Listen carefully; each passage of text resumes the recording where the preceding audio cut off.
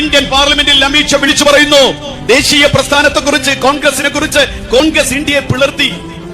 നമുക്കറിയാം, ലാഹോറിൽ 1940 ജിന്നയുടെ നേതൃത്വത്തിൽ നടന്ന സമ്മേളനത്തിൽ വെച്ച് ടു നേഷൻ തിയറി അവതരിപ്പിച്ചപ്പോൾ അന്ന് ഇന്ത്യൻ നാഷണൽ കോൺഗ്രസ് എടുത്ത തീരുമാനം നമുക്കറിയാം. അന്ന് കോൺഗ്രസിന്റെ പ്രസിഡന്റ് അബുൽ കലാം ആസാദ്.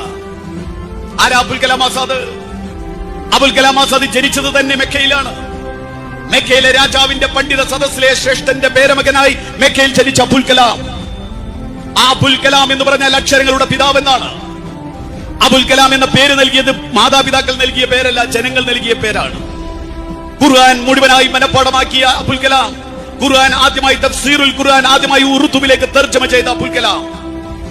ആ അബുൽ കലാം ആയിരുന്നു കോൺഗ്രസിന്റെ പ്രസിഡന്റ്. അബുൽ കലാം ഉടനെ തന്നെ ലാഹോറിൽ സമ്മേളനം കഴിഞ്ഞപ്പോൾ ഉടനെ തന്നെ ബോംബെയിലെ രാംഘട്ടിൽ കോൺഗ്രസിന്റെ സമ്മേളനം വിളിച്ചു ചേർത്തുകൊണ്ട് അധ്യക്ഷത വഹിച്ചുകൊണ്ട് ഉറക്കെ അബുൽ കലാം ആസാദ് വിളിച്ചു ചോദിച്ചു, ഏ ജിന്നെ, നിങ്ങൾക്കറിയില്ലേ 1200 വർഷത്തെ എഴുതി വെക്കപ്പെട്ട ചരിത്രമുള്ള മണ്ണാണ് ഈ ഇന്ത്യ.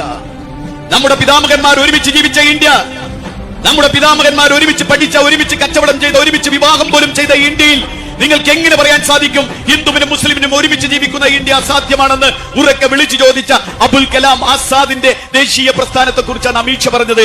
ഈ രാജ്യത്ത് കോൺഗ്രസ് രാജ്യത്തെ പിളർത്തി, ചരിത്രത്തെ മാറ്റിമറിക്കുക. അബുൽ കലാം ആസാദ് ഒരു കാര്യം കൂടി പറഞ്ഞു, ഞാനൊരു വിശ്വാസിയാണ്, എനിക്ക് സ്വർഗം വേണം.